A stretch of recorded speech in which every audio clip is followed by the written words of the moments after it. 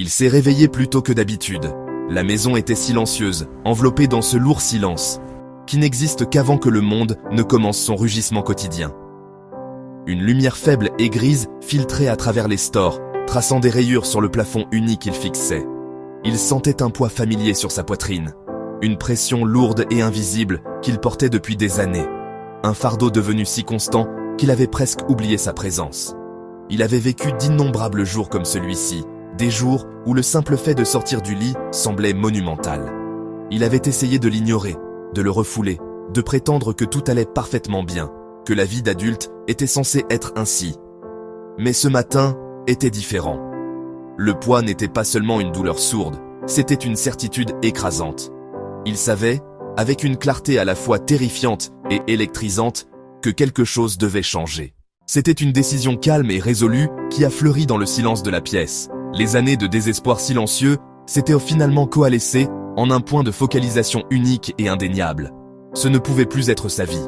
La performance d'être bien était terminée.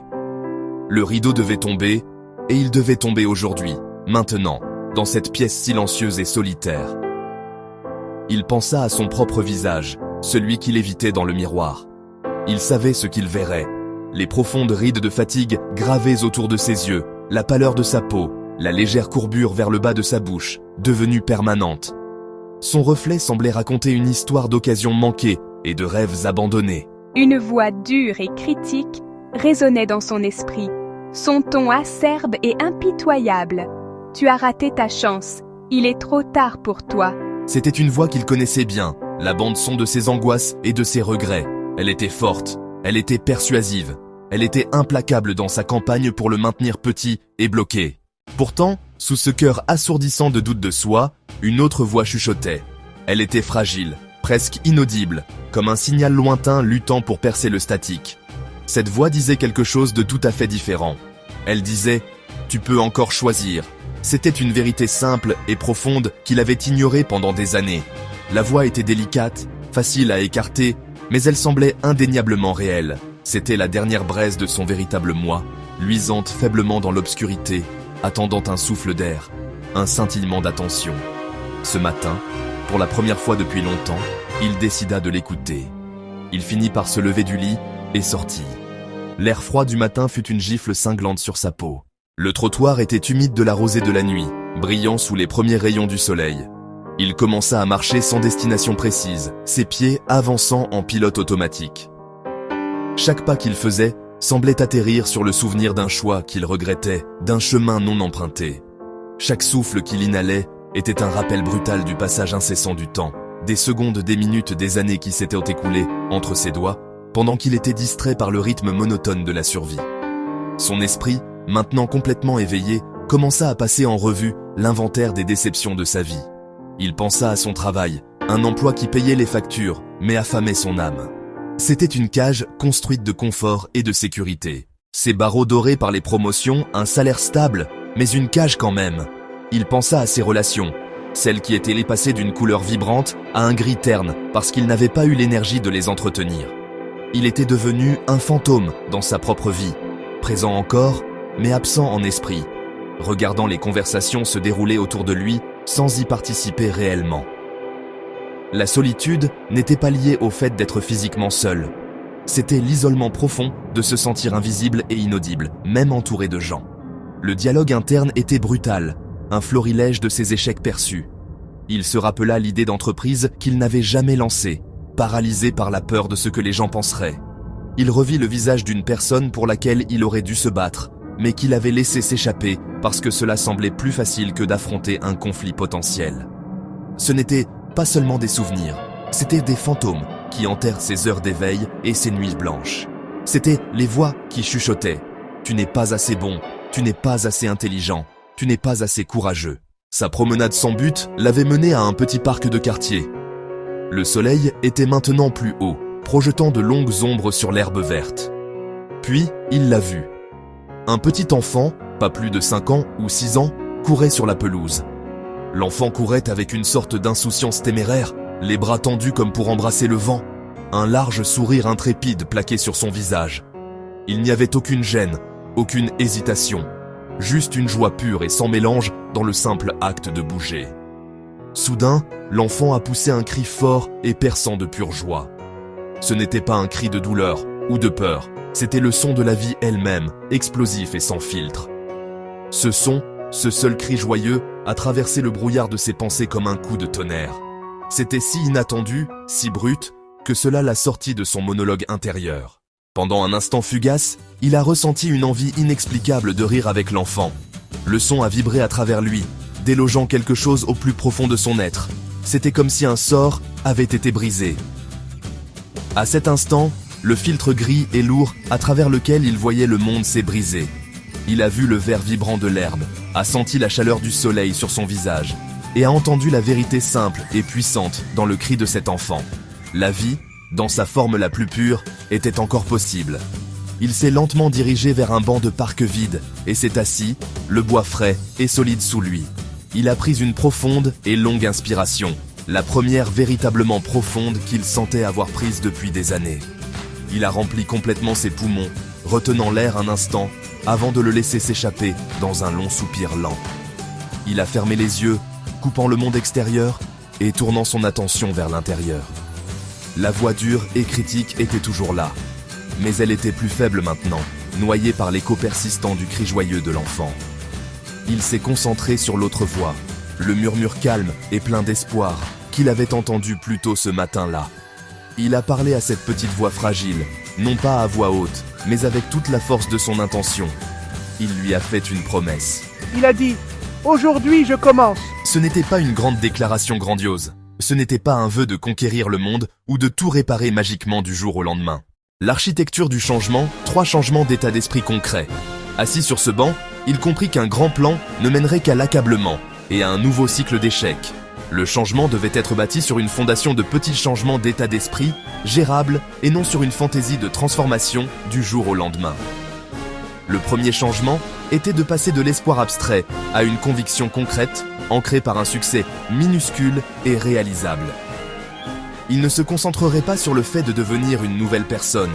Il se concentrerait sur le fait de se prouver, ici et maintenant, qu'il était capable de prendre une petite action.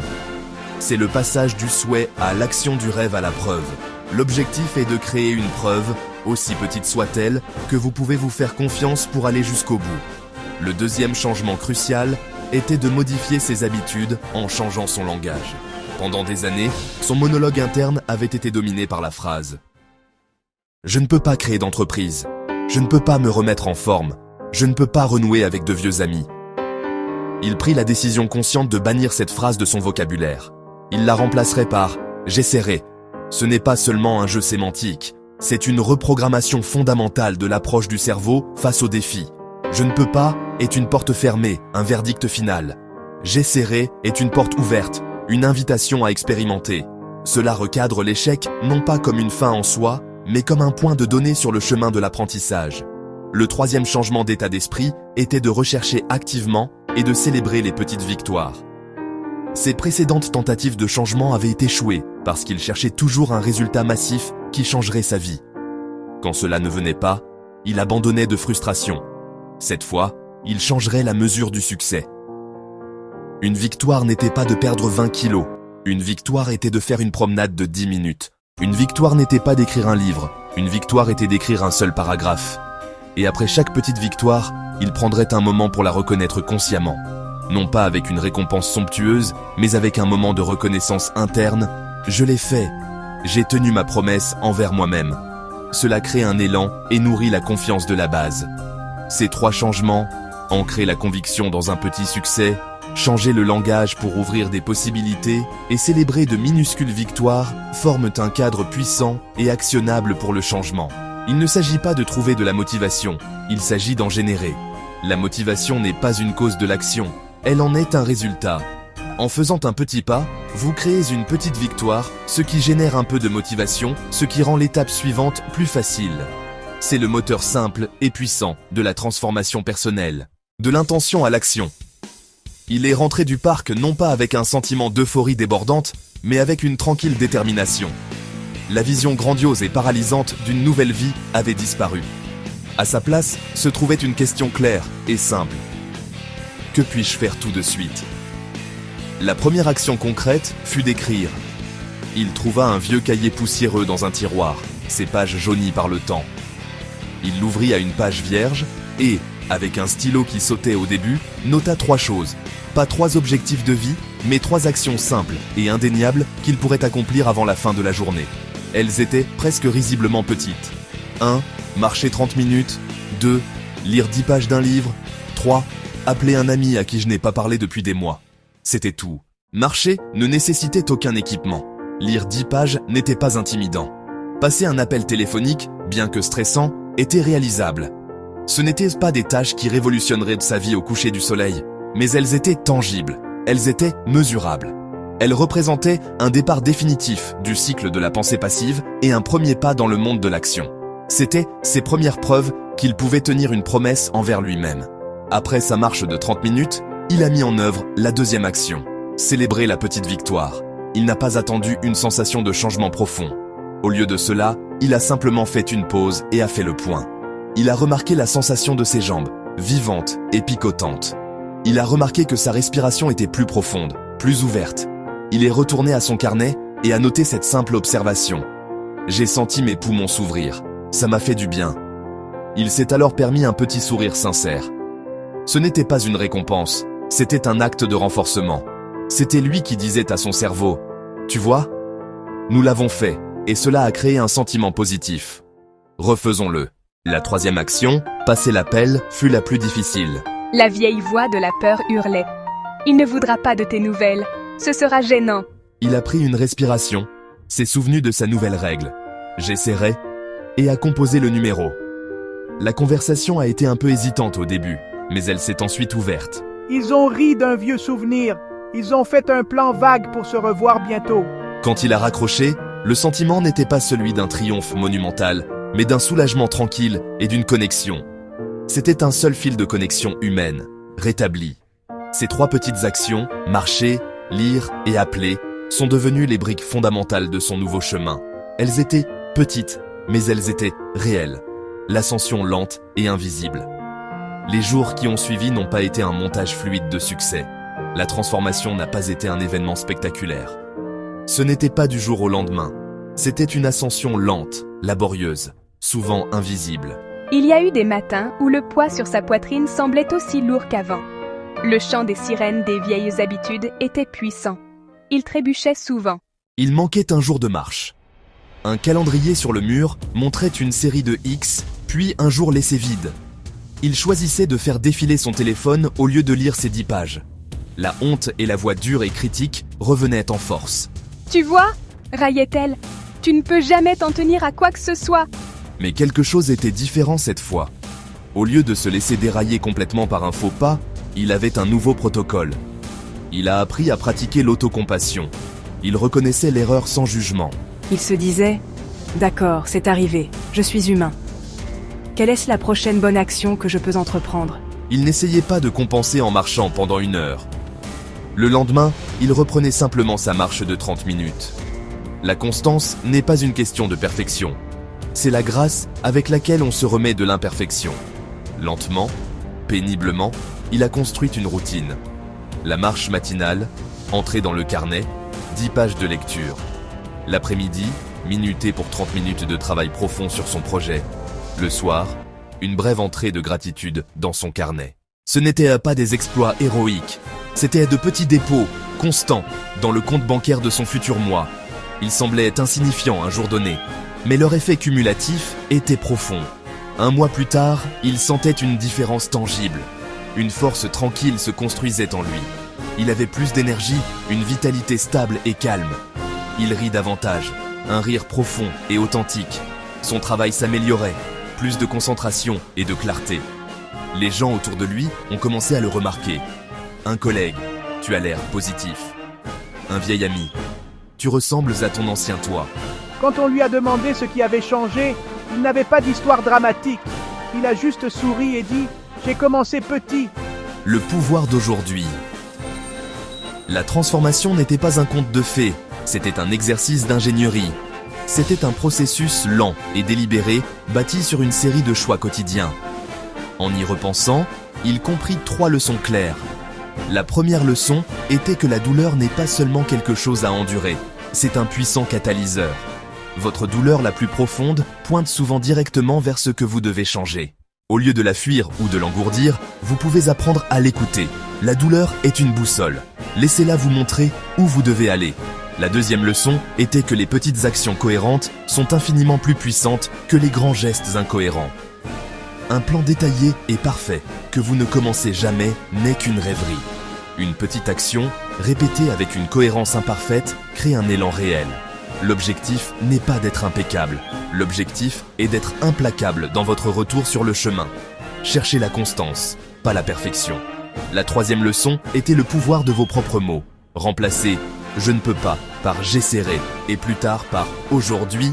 Vos mots sont les commandes qui programment votre comportement. Il se souvenait souvent de ce matin dans le parc. Le banc dur, le cri joyeux de l'enfant, la sensation du vieux carnet dans ses mains. Ces images sont devenues ses encres. Lorsque les tempêtes de doute ou de peur arrivaient, il y retournait. Il fermait les yeux, prenait une profonde inspiration et se posait la même question qui avait tout commencé. Quelle est la petite étape que je peux faire tout de suite ? Sa vie avait pris une nouvelle forme, non pas à cause d'une grande décision, mais à cause de 1000 petites qui pointaient toutes dans la même direction. Il avait appris que le vrai pouvoir ne réside pas dans les bonds de géants. Il réside dans la discipline de faire le pas suivant. Si vous entendez cette histoire, sachez ceci, vous avez aussi cette voix tranquille en vous. Elle est peut-être faible, mais elle est là. Vous avez un carnet, même si ce n'est qu'un écran vierge ou un espace dans votre esprit. Et vous avez un aujourd'hui. Vous avez un ensemble de petites étapes possibles que vous pouvez faire tout de suite. Commencez par un simple geste. Marchez. Écrivez. Passez un appel. Changez un mot dans votre script interne. Célébrez une minuscule victoire. Et puis, répétez. La douleur que vous ressentez peut devenir votre carburant. Le pouvoir de changer naît au moment du choix. Si cela résonne, revenez. Marchons ensemble sur ce chemin, un pas à la fois. Le voyage commence lorsque vous choisissez aujourd'hui. Abonnez-vous et commençons.